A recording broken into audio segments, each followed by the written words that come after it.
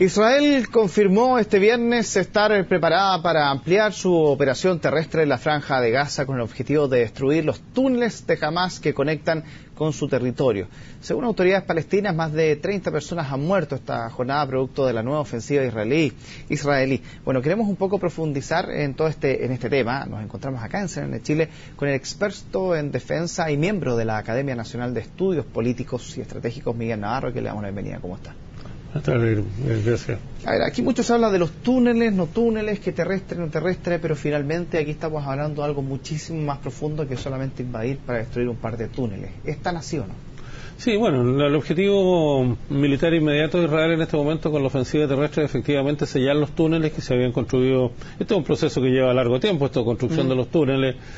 Primero eran ¿No se dieron cuenta ahora, por lo menos? No, ha ocurrido y no ha sido la primera vez que se han iniciado operaciones de este tipo para descubrirlos y sellarlos. Estos túneles originalmente se utilizaban para llevar comida frente a los bloqueos de la Franja de Gaza, pero rápidamente la organización militar descubrió las ventajas militares que esto tenía, especialmente para infiltrar grupos armados dentro del territorio de Israel. Entonces, bueno, la ofensiva en la primera instancia tiene por objeto sellar estos túneles, encontrarlos, ubicarlos, que esto no se puede hacer desde el aire, inevitablemente requiere tropa en el terreno, y ese ha sido el objetivo inicial, pero el gobierno israelí ha anunciado efectivamente su disposición, por así decirlo, a incrementar su presencia y a hacer una ofensiva aún mayor dentro de Gaza, aunque sin el objetivo de cambiar políticamente Hamás, sino solamente de contener el riesgo que significa para la seguridad del Estado de Israel. Ese ha sido el objetivo declarado hasta ahora. Ahora, haciendo un poco de contexto, que igual es bueno como para situarnos un poco en la historia, esto viene de mucho antes, ya la Primera Guerra Mundial en 1917, después la conformación en 1948, empiezan a aumentar de 70.000 hasta 500.000 israelíes, en fin. Esto es un proceso que se dio en el siglo XX.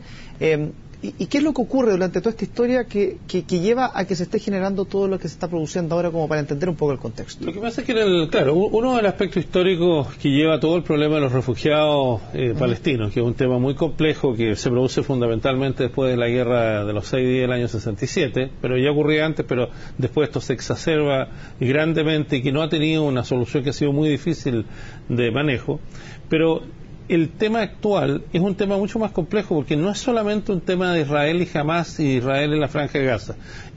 Los temas en el Medio Oriente suelen estar muy imbricados unos con otros y eso es lo que ocurre exactamente ahora. Hay que tener presente una cosa que ha sido poco cubierta por la prensa en los últimos días, precisamente porque el efecto de prensa se ha focalizado en este punto. Sí.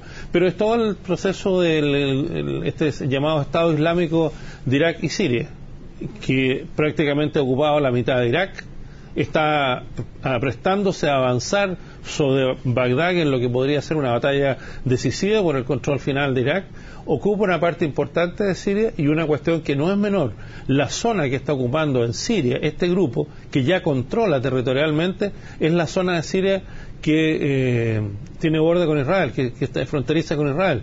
Por lo tanto, y este proceso está relacionado.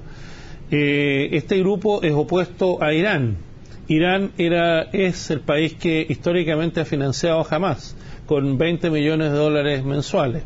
Esos 20 millones Irán dejó de pagarlo por una serie de situaciones internas en Irán también, de manera que el proceso de la ofensiva de Hamás contra Israel está relacionado también por la necesidad de posicionarse frente a este recambio de actores en el Medio Oriente, en el cual Hamás parecería estar perdiendo influencia frente a la influencia potencial que está ganando este grupo Estado Islámico de Irak y Siria, o de Irak o el Levante, como también se le traduce en otros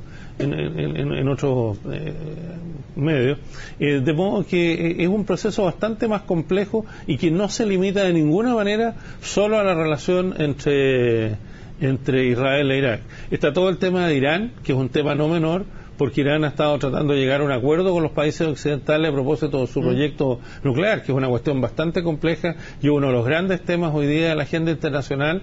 Es un tema de política doméstica iraní también, y que Irán está amenazado precisamente por este conflicto entre chiitas y sunitas dentro del mundo musulmán, está amenazado también por el Estado Islámico de Irak y Siria, que ha sido un fenómeno de reciente aparición, pero que ha tenido un efecto brutal en la recomposición de los cuadros políticos y de los cuadros de equilibrios geoestratégicos en el Medio Oriente, especialmente en estos países, porque ya controla prácticamente la mitad de Irak y se apresta a lo que parece ser su ofensiva definitiva, como dije antes, sobre Bagdad, y si cae Bagdad probablemente todo Irak va a caer en manos de este grupo, y tiene un enclave territorial ya muy fuerte en Siria que lo ha ido consolidando y que además ya es fronterizo con Israel, de manera que el problema es mucho más complejo que el mero encuentro entre Israel y Hamas a propósito de la Franja de Gaza. ¿Y qué tanto condimento tiene todo esto que estamos que está narrando el aspecto religioso detrás de esta situación? Y por otro lado, también el aspecto, por ejemplo, el petróleo, que dicen que cerca del 60% de la reserva de petróleo se encuentran en Medio Oriente. Lo digo por los actores como Estados Unidos, en Europa, Rusia, en fin, distintos actores a nivel internacional que estén preocupados de esta situación ahí. ¿Qué es lo que realmente genera preocupación? ¿Cuál de estos aspectos son los que están empezando a saltar un poco ahora último? Yo creo que, uno, la confrontación religiosa en el interior del mundo islámico. Existe la interpretación chiita y la interpretación sunita del Corán, son enemigos. Obviamente, el grupo nuevo del Estado Islámico de Irak y Siria representa uno frente a las mayorías, las minorías, pero las minorías que controlan el poder en los demás países. Ese es un aspecto. El otro aspecto es el del petróleo, efectivamente, que es lo que dice relación con la geoestrategia del Golfo Pérsico, que está relativamente distante de lo que está pasando entre Israel y Hamas, pero que está relacionado a través de este otro elemento. Por eso se lo pregunto, está relacionado. Y ahí lo que ocurre es que no solamente son los actores locales los relevantes, Irak, Irán, Arabia Saudita, los Emiratos y todos los demás estados pequeños del Golfo, sino que además eso incluye directamente los intereses estratégicos de Estados Unidos, de Europa en realidad, y de Rusia, que están presentes en este escenario precisamente por el control de las reservas mundiales. Efectivamente, las reservas mundiales conocidas, entre el 60-65% están en la región del Golfo Pérsico, no tanto en el Medio Oriente propiamente tal, pero sí en el Golfo Pérsico, y esto hace de esta zona una zona de interés estratégico fundamental para los grandes actores internacionales, pero también para sus aliados regionales, como es el caso de Arabia Saudita, como es el caso de Irak, como es desde luego el caso de Irán. Y esto, por lo tanto, se enlaza con la situación en Afganistán, porque hay un continuo geográfico estratégico en toda esa región, que todos estos elementos están jugando en todo lo que está ocurriendo regularmente. Entonces es necesario tener esta visión un poco más amplia. No, y esa es la idea por un poco comprender, porque escuchamos hace un par de días atrás que había parlamentarios en Israel, políticos en Israel, que señalaban que una de las formas para solucionar esto era llegar a conversar, a sentarse a conversar, a dialogar con Hamas. Pero si está detrás todo esto, uno ve como poco factible que se pudiese realizar eso, o este llamado. Estas declaraciones que surgen, ¿son más voladores de luces? ¿Es para distraer un poco la atención y por debajo empezar a construir otro tipo de realidades? ¿Qué es lo que ocurre? No, bueno, yo creo que los llamados a la paz siempre son buenos, siempre tienen un efecto político más allá. ¿Solamente palabras? No, yo creo que en este caso las palabras siempre tienen efecto. En el ámbito de la diplomacia las palabras siempre tienen efecto. Eso es un elemento que hay que tenerlo en consideración, aunque uno podría considerar, o alguien podría considerar, que no son llamados verdaderamente sinceros, pero la realidad es que el solo hecho de hacerlos tiene un efecto diplomático. Eso es así.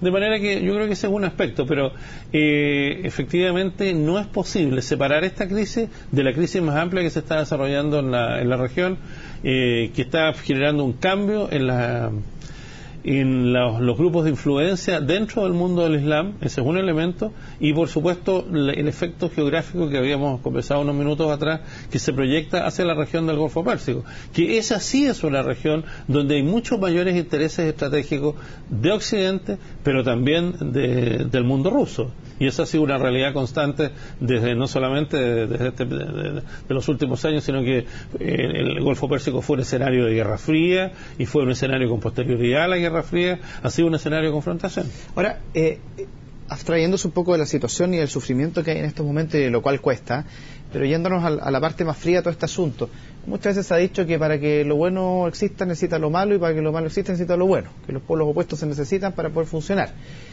¿Es tan real la necesidad de las grandes potencias de solucionar el conflicto o hay ciertas necesidades para que se generen y mantener el conflicto a lo largo del tiempo por los propios intereses de estas potencias? No, yo creo que en general hay un interés de las grandes potencias porque se soluciona el conflicto. No hay que olvidar que uno de los momentos, durante la Guerra Fría, uno de los momentos más álgidos, que es poco conocido por lo demás, en que el mundo se acercó a una tercera guerra mundial, fue a propósito del conflicto del Medio Oriente del año 73, la llamada guerra del Yom Kippur o guerra del Ramadán, dependiendo del lado por el cual se le mire, en que se produjo una alerta nuclear soviética y una alerta nuclear norteamericana, la primera real después de la crisis de los cohetes de octubre del 62, en la crisis de los cohetes de Cuba. Y esta tuvo una potencial explosividad mayor que la crisis de los cohetes del 62. Y porque, primero que nada, por el momento en que ocurrió, por los elementos tecnológicos que estaban involucrados, y fueron los momentos, es poco conocido, pero fueron los momentos en que realmente el sistema internacional y la confrontación este-oeste se aproximó a pasar de la Guerra Fría a la Tercera Guerra Mundial.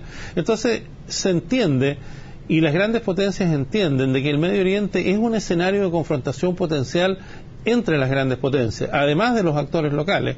En algunos momentos se ha producido cooperación, como cuando ocurrió hace un par de años atrás, el año pasado en realidad, cuando Rusia fue el que intervino en Siria para que el gobierno sirio entregara sus armas químicas, algo que ni Estados Unidos ni el resto de la OTAN pudo lograr, no pudo forzar al régimen de Assad. Sin embargo, los rusos, que tienen una gran capacidad de gestión frente a Assad, sí lo lograron. Entonces se transformó en un escenario de cooperación, en un triunfo diplomático para Rusia y para Putin en lo personal. Pero inevitablemente todos los grandes actores entienden de que el Medio Oriente es un potencial zona de confrontación, de que mal llevada una confrontación ahí podría generar un escalamiento mucho más grave para la seguridad internacional. Entonces yo creo que los actores entienden, los grandes actores entienden de que es una zona que debe pacificarse, pero también están conscientes de las extremas complejidades que tiene y de las limitaciones que ellos mismos tienen para actuar en este escenario. Miguel Navarro, muchísimas gracias por estar junto a nosotros. Que esté muy bien. Muy bien, gracias. Y nosotros hacemos una pausa, regresamos dentro de poco.